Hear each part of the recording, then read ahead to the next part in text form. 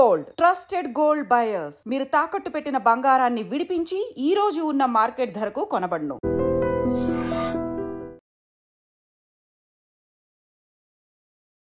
నమస్కారం, welcome to I dream. ధర్మ మార్గం విత్ విజిత కార్యక్రమానికి స్వాగతం.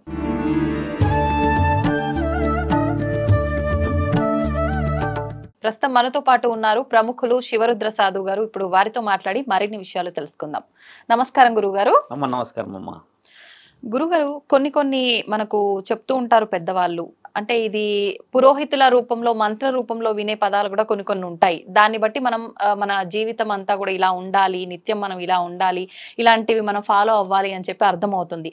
అలా ఒక ఎగ్జాంపుల్ కి తీసుకుంటే ధర్మార్థ కామ మోక్షములు అని చెప్పి అంటూ ఉంటారు. ఏంటి ధర్మార్థ కామ మోక్షములు అనే దాన్ని ఏ రకంగా అర్థం చేసుకోవాలి, దాన్ని ఏ రకంగా ఆచరించాలో తెలియజేయండి. అంటే మనం చాలా చిన్న విషయం నుంచి తీసుకుంటే అమ్మా, సూక్ష్మమైన విషయం ఇది. మీరు అడిగిన ప్రశ్న ఎలా చెప్పొచ్చు అంటే అమ్మా, కలియుగంలో ముఖ్యంగా ఈ జనరేషన్ అంటే గత 25 సంవత్సరాల నుంచి జరుగుతున్న ఈ ఒక పెద్ద ప్రవాహం ఇది. కామం, మద్యం, మాంసం, తర్వాత నృత్యం అని అంటే విలాసవంతమైనది ఏదైనా కావచ్చు, వ్యసనాలు అంటే వ్యసన పరులు. ఈ 3-4 విషయాలు మాట్లాడే ముందు ధర్మం వైపు వచ్చి మాట్లాడవచ్చు.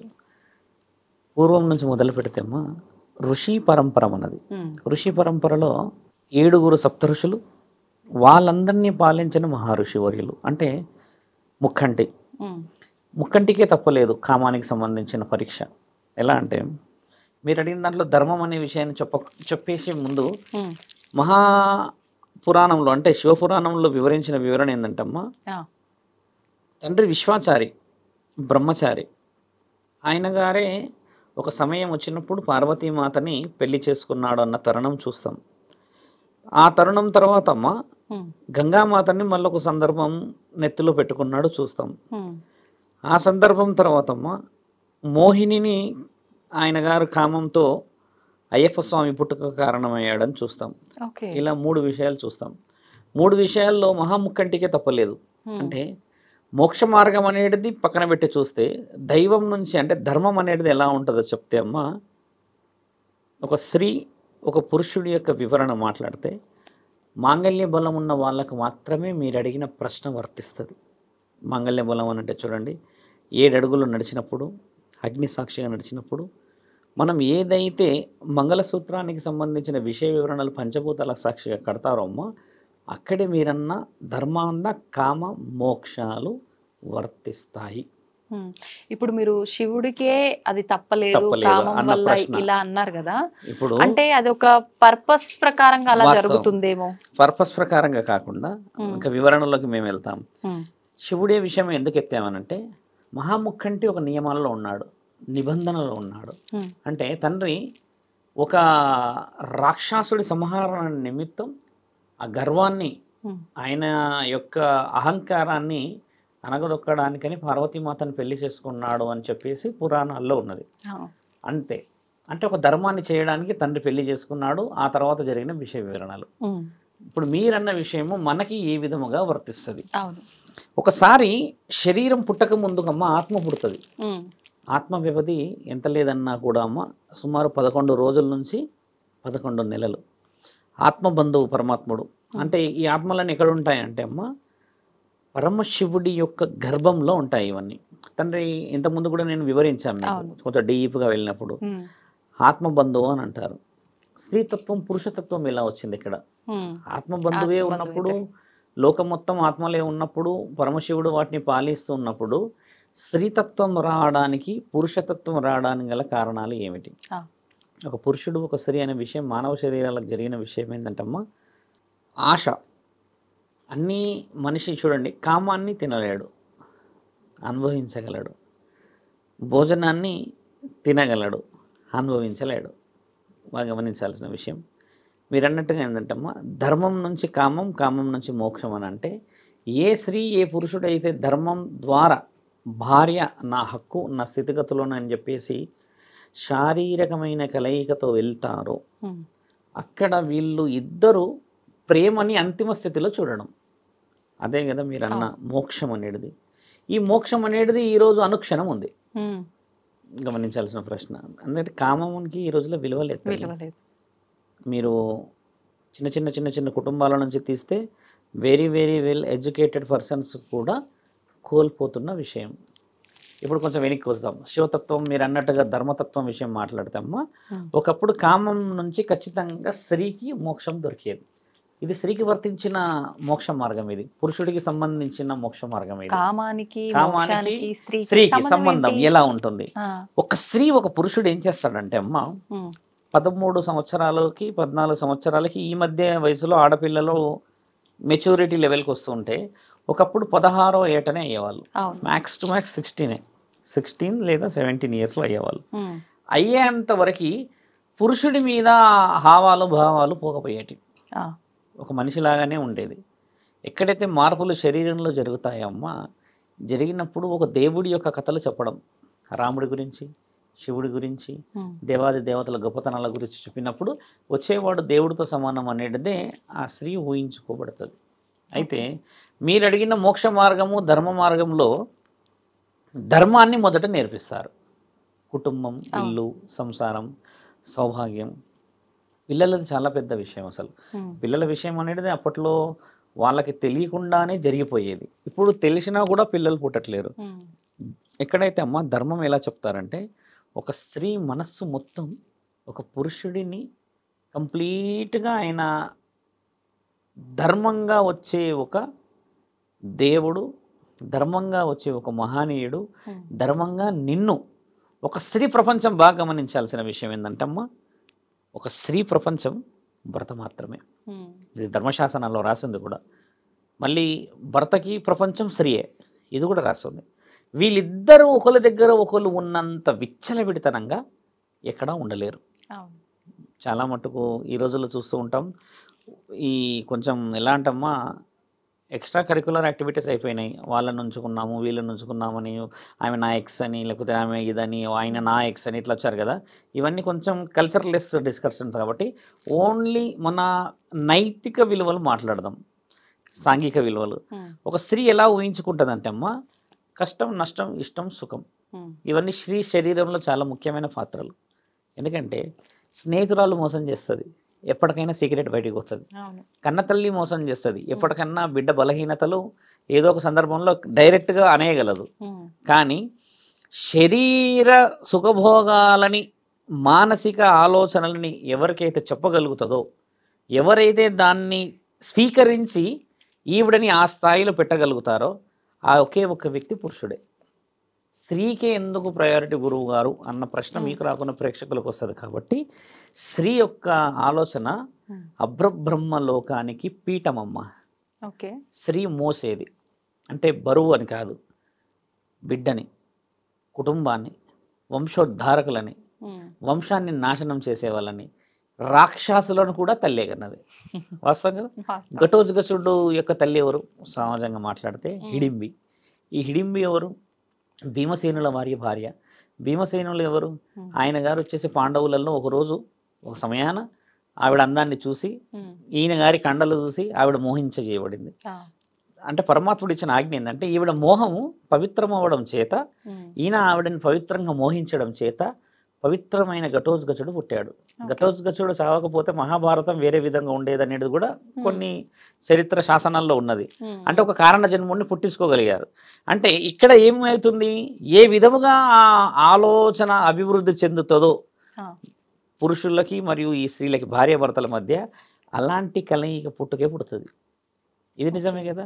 ఇంకో విషయం చాలా కొంచెం డీప్గా వెళ్దాం. మీరు అన్నారు ధర్మ మార్గం విషయం కాబట్టి, ఏ స్త్రీ ఏ పురుషుడైతే శారీరకమైన విషయంలో రతి సమయానికి సంబంధించినలో భావప్రాప్తిని చాలా వివరంగా చూస్తారో వారి కుటుంబంలో ఎప్పటికీ గొడవలు రావు. ఇదైతే రుజువు చేయబడ్డదే కదా. ఈరోజు నేను వచ్చి కూర్చొని చెప్పడం అని కాదు. It is a proven document in any circumstances. If you go for any universities అమ్మ, సైకియాట్రిస్ట్ నుంచి హిప్నటిస్ట్ వరకు, యూత్లో ఫస్ట్ క్వశ్చన్ ఏంటంటే, నేను కాకుండా నా దగ్గర లేనిది వేరే వాళ్ళ దగ్గర ఏమున్నది అనేది it is a universal fact. ఇప్పుడు మీరన్న విషయం ధర్మం వైపు అనేది ఏంటంటే అమ్మ, ఒక స్త్రీ ఊహించబడ్డ మొట్టమొదటి పురుషుడు భర్త. అదే ధర్మం కదా. ఇక్కడ ఏమి ఊహిస్తున్నారు ఇప్పుడు? ఫ్లెక్సిబిలిటీస్, 6 అడుగులని 7 అడుగులని, అందంగా ఉందా అని, జుట్టు బారెడు ఉందా అని, ఈ చీర కట్టు ఉందా అని, ఎర్రగా ఉందా అని, బుర్రగా ఇన్ని ఆలోచనలు వచ్చిన ఇన్ని ఆలోచనలు వచ్చిన వాళ్ళు సుఖపడరు. ఒకప్పుడు ఏం సుఖపడేవాళ్ళు అంటే అమ్మ మనసు సుఖపడేది మొదట. వచ్చేవాడు శ్రీరాముడు, వచ్చే స్త్రీ నా ఇంటి మహాలక్ష్మి అన్న ఈ ఊహలో అదేందో అప్పుడు మరి అందరూ అందంగానే ఉండేటోళ్ళు. అంటే అప్పటి కుటుంబాలు అలా ఉండేటి, జుట్లు బారేడు ఉండి, కాళ్ళకి పసుపు పెట్టుకొని, ఆ చీర అవి వేసుకునే లంగా జాకెట్టే కానీ, ఆ చూసే ఆ నయనాలకి పెట్టే కాటుకలే కానీ, మాట్లాడే ఆ పద్ధతులు సిగ్గుతో, కొంచెం ఆలోచనతో, కొంచెం బిడియంతో, భయంతో, అదొక రెస్పెక్టబుల్ గా ఉండేది కదా. ఇప్పుడుందా నా తల్లి? లేదు. ఇప్పుడు ఏంటంటే మొన్న రీసెంట్గా విషయం చెప్తున్నాము, ఫోటోలో చూసి అబ్బాయి ఓకే అని వేశాడు, స్వీట్ డబ్బా పట్టుకొని పోయారు. ఇక మనోళ్ళు చూడగానే ఒకటేసారి వామ్మో నాకు వద్దు అని వెనక్కి జరిగిందట. ఇది లైవ్ మళ్ళీ వాళ్ళు ఫీల్ అవుతారేమో, స్వామి ఆడ చెప్పేసిండని ఫేస్ చూసేసి వద్దనేసుకున్నారు వాళ్ళు అంతే. ఇక ఫోటోలో ఏమో డిజిటల్ గా కదా, యానిమేషన్, మానిటరింగ్, సాఫ్ట్నెస్, అది ఇది, ఇంకా పెదాలని కూడా ఇట్లున్నాయి దాన్ని ఇట్లా పెడతారు, ఇన్ని అక్కడ పోయినాక భయపడిపోయి పెళ్లి క్యాన్సల్ అయిపోయింది. 24 లక్షలు, 3 ఎకరాలు 4 ఎకరాలు ఏదో సంథింగ్ ఏదో అయిపోయింది మొత్తం. ఇంకా వాళ్ళు పెద్ద డిసైడ్ అయిపోయారు. ఇక తర్వాత పోయి చూసినాక క్యాన్సిల్ అయింది. ఒకప్పుడు పెళ్లి సంబంధాలు క్యాన్సిల్ కాకపోయేటి, ఎందుకు తెలుసా తల్లి? వంశంలోనే పిల్లని చూసేవాళ్ళు, వంశంలోనే పిల్లగాడు అయిన వాళ్ళని 7 తరాలలోపే చూసేవాళ్ళు. 7 తరాలు అనేది కూడా ఇక్కడ తెలుసుకోవాల్సి, 7 తరాలు ఎవరు మళ్ళీ, అది కూడా పెద్ద సమస్య. ఇక్కడ చాలా మంది 7 తరాలంటే 7 జన్మలు ఎత్తిన తరాలు అనుకోవడం పొరపాటు. 7 తరాలంటే మేనత్త, మేనమామ, పిన్ని, బాబాయి, తాత, తర్వాత అమ్మమ్మ వరుసల నుంచి ఇట్లా పైకి చూసేది ఒక వరుస, ఇటువైపు నుంచి కూడా అదే వరుసలు, లాస్ట్ మీ నాన్న వరుసనే 6వ తరం వరుస, 7వ తరంలో నువ్వు ఉంటావు. ఇది 7 తరాల వరుస. ఇప్పుడు 7 తరాలు అనేసరికి మనోళ్ళు పెద్ద ప్రశ్నలాగా ఆలోచిస్తున్నారు కదా, నాన్నకు నాన్న నుంచి నాన్న అట్లా ఆలోచిస్తున్నారు. కానీ అది కాదు, మేనత్తలు కూడా నీ తరం, మేనమామలు నీ తరం, అమ్మమ్మలు కూడా నీ తరం. ఎందుకంటే మన వరుసలోనే వచ్చేవాళ్ళు. మేనబావలను చేసుకునే కార్యక్రమం ఆంధ్రాలో ఎక్కువ శాతంగా చూస్తాం.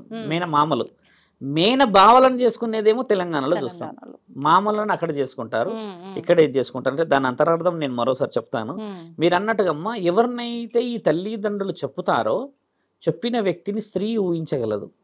అదేవిధంగా 5గురు మహాపతివతల గురించి చెప్పి, గొప్ప గొప్ప గుణగణాల గురించి చెప్పినప్పుడు, స్త్రీతత్వం ఎలా ఉంటుందో అని చెప్పినప్పుడు 18వ ఏట పురుషుడు ఊహించుకున్న స్త్రీయే ఆ పెళ్ళి అయ్యే రోజు ముందు ఇద్దరి మధ్యలో నుంచి తీసే ఆ పరద.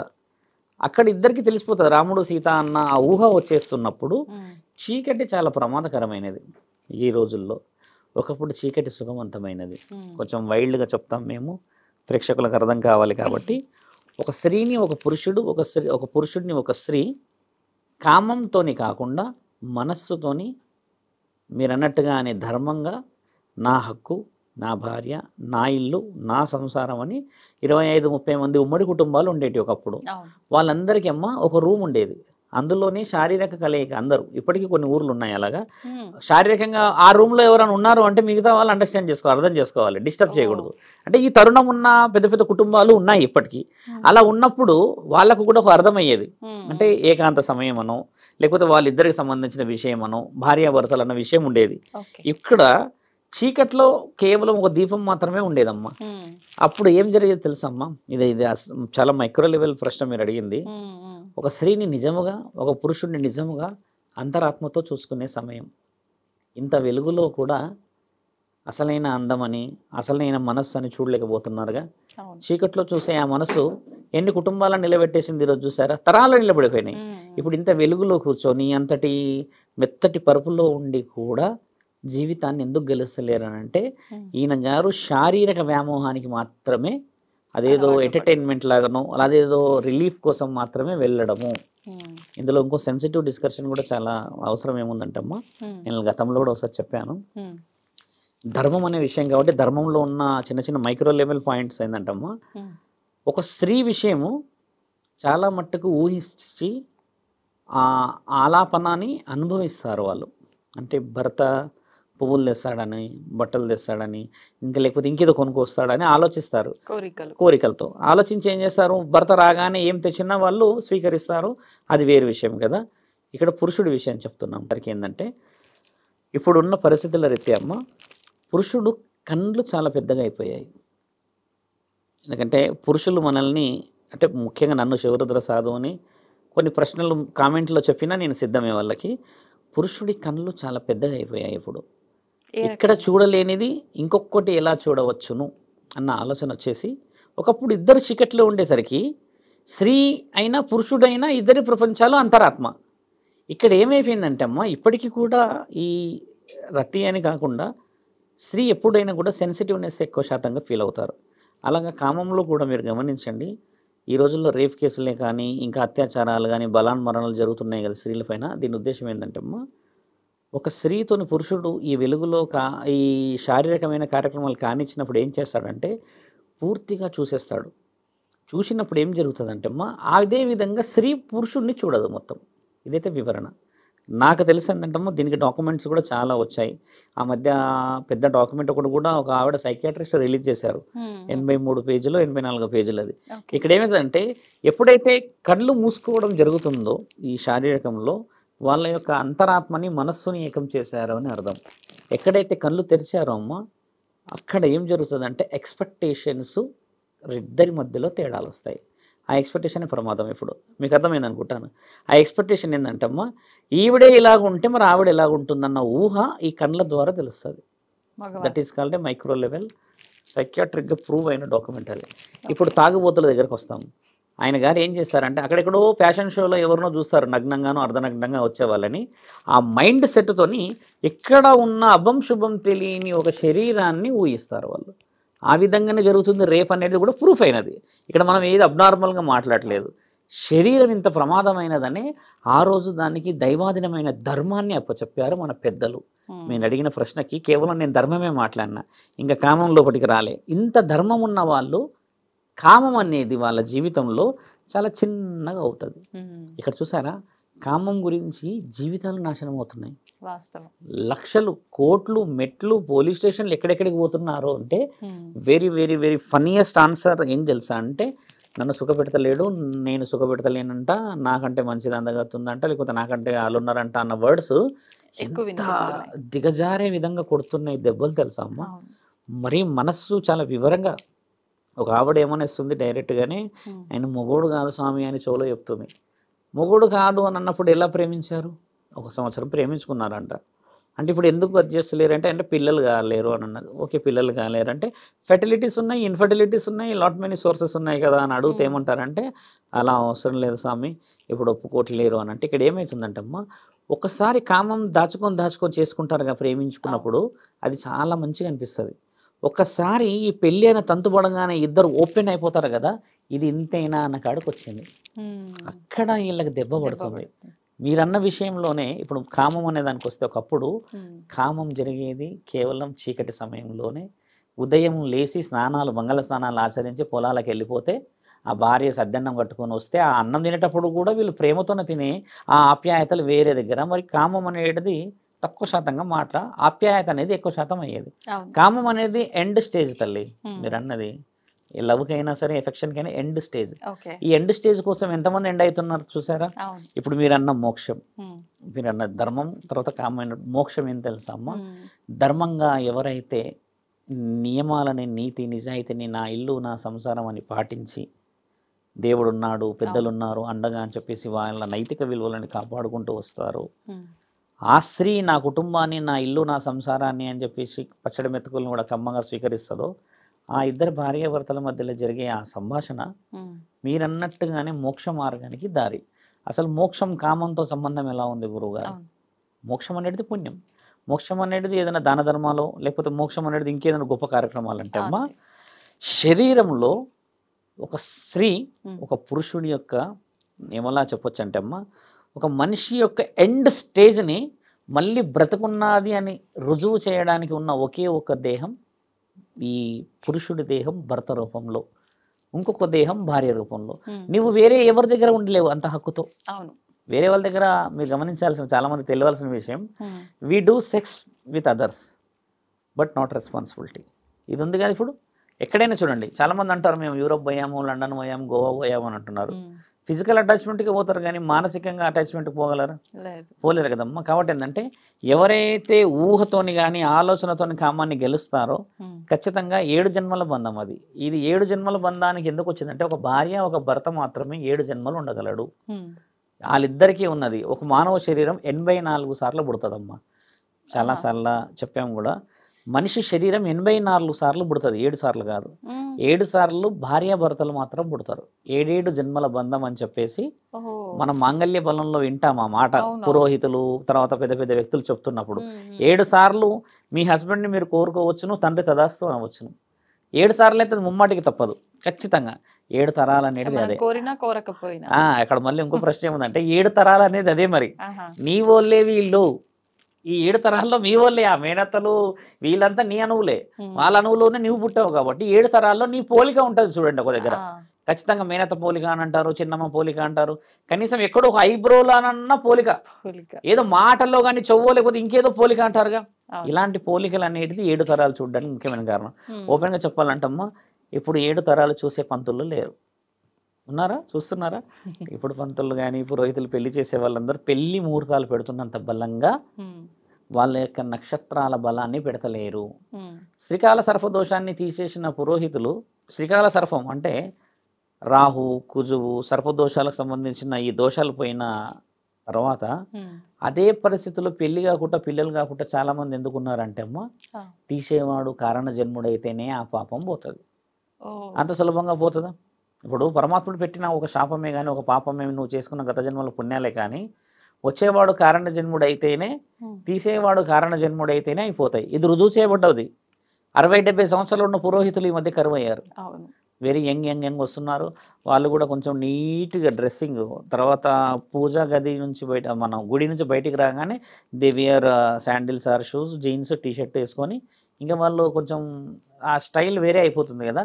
అలాంటి తత్వం ఈ రోజుల్లో ఏర్పడినప్పుడమ్మా నిజమైన తత్వం లేదు. మోక్ష మార్గం అనేది ఏంటంటే అమ్మా, పుణ్యం కొద్దీ నీ పిల్లలని 11-12 మందిని ఒకప్పుడు కనేవాళ్ళు కదా. కనేవాళ్ళు కూడా సుభిక్షంగా ఉండేవాళ్ళు. సాఫ్ట్వేర్స్ లేరుగా అప్పట్లో, లక్షల జీతం లేదుగా. అదే గొడ్డు కారం తిన్న తర్వాత ఎక్కడ తింటే మోక్షం వస్తుంది చాలామందికి తెలియాలమ్మా. నీ ఇంట్లో నీవు కష్టపడి తిన్న తిండితోనే మోక్షం దొరుకుతుంది.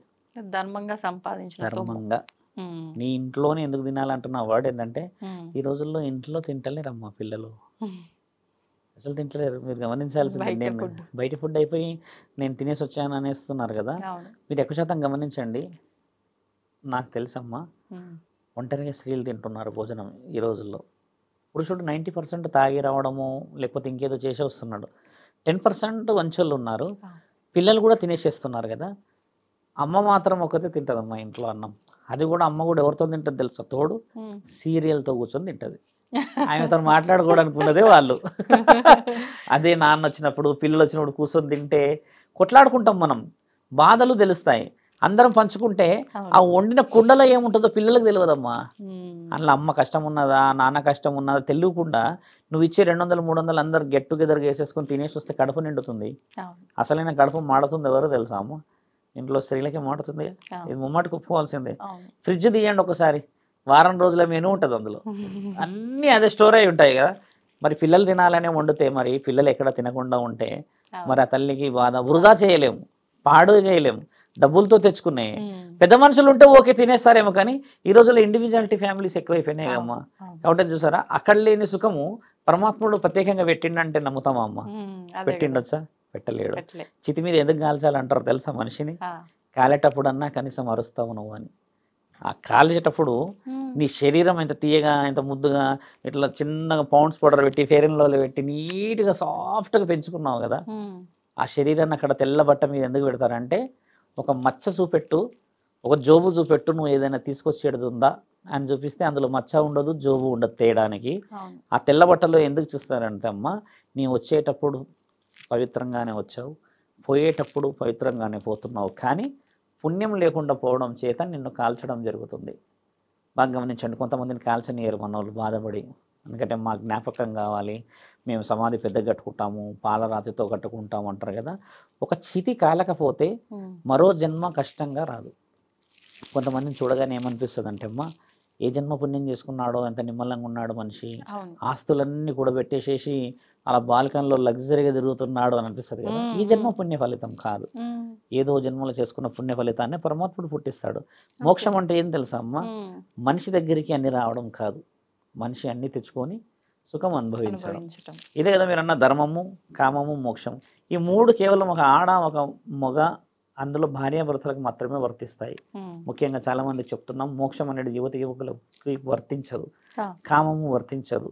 మీరన్న ధర్మాంధ కామములు అనేది కూడా పరమాత్ముడి ఆజ్ఞతోని మాత్రమే నీ యొక్క శరీరాలకి పుట్టక ముందుకి అక్కడ ఆకాశ మార్గంలో ఆయన గారు చేసే స్వర్గపు పెళ్ళిళ్ళల్లో ఆత్మలకు జరుగుతాయి. మీ ఇద్దరు కలవాలి అని అప్పుడు మాత్రమే ఆత్మలకి అంటే నీ యొక్క సోల్స్ తోని ఫస్ట్ డిసైడ్ అవుతుంది ఈ ఆత్మ ఈవిడకి, ఈ ఆత్మ ఈయనకి అని. ఆ డిసైడ్ అయిన శరీరాలే ఇప్పుడు భూమండలంలో కలుస్తాయి. కాబట్టి ఏంటంటమ్మా పెళ్ళిళ్ళు నిర్ణయించబడేటి స్వర్గంలో అని చెప్పి రాసింది కదా స్లోగన్, ఊరికే లేదు కదా. ఎక్కడ మీరు బాగా గమనించాలి, భాగమతి అంటే మీకు తెలుసా, పేరున్నా ఉండవచ్చు, హైదరాబాద్ పేరు భాగ్యనగరం. 3.5 కిలోమీటర్లు ఆ కులీ కుతుబ్ షా వంశస్థులు ఆయన గారు దాని మీద వెళ్తూ వెళ్తూ వెళ్తూ గుర్రం అక్కడ పెట్టి ఆ బుడదలో ఈత కొట్టుకుంటూ అటు పోయేవాడంట. ఆవిడనేమో చిన్న ఈ బజార్ లాంటి దాంట్లో ఒక వ్యాపారం ఏదో చిన్నది ఏదో చేసుకునేదంట. ఆవిడ అందాన్ని చూడడానికి పోయేవాడంట. మరి ప్రేమ అంత గొప్పది కాకపోతే ఆ మూసీ నదులు ఎందుకు పెడతాడు తండ్రి దారి? వాస్తవంగా ఆయన రాజు కాబట్టి ఆ రాణిని ఎత్తుకరామని చెప్పొచ్చుగా, ఎందుకు ఎత్తుకరాలేడు తల్లి? వివరంగా ఆలోచించండి. ప్రేమ ఎత్తుకొస్తే రాదు, ఎత్తుక్కుంటూ ఎత్తుక్కుంటూ ఎత్తుక్కుంటూ పోతే ఒక్కసారి చూసే ఆ చూపు మళ్ళీ ఆ బురదలోకి లైఫ్ టైం వెళ్ళిపోమని వెళ్ళిపోతాం.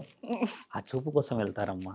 ప్రేమ అలా పుడుతుంది, నాకు తెలిసి అలానే పుడుతుంది. నాకు తెలిసి ఇంత జనరేషన్లో, ఇంత స్పీడ్ జనరేషన్లో కూడా అలానే పుడుతుంది ప్రేమ, అంతే కదా. సడన్ గా పుడుతుంది, భయంకరంగా పుడుతుంది. ఎట్లా అంటే ఇక ఏడబడతాడ పుట్టేస్తుంది, అదొచ్చిన సమస్య. వాళ్ళు ఏమనుకుంటారు కానీ అలా అనకూడదు. నిజమైన వాళ్ళు, నిజమైన ప్రేమికులు కూడా ఉన్నారు ఇక్కడ. పాపం వాళ్ళు అనుకుంటారు ఈయన మా మీద పడ్డాడని.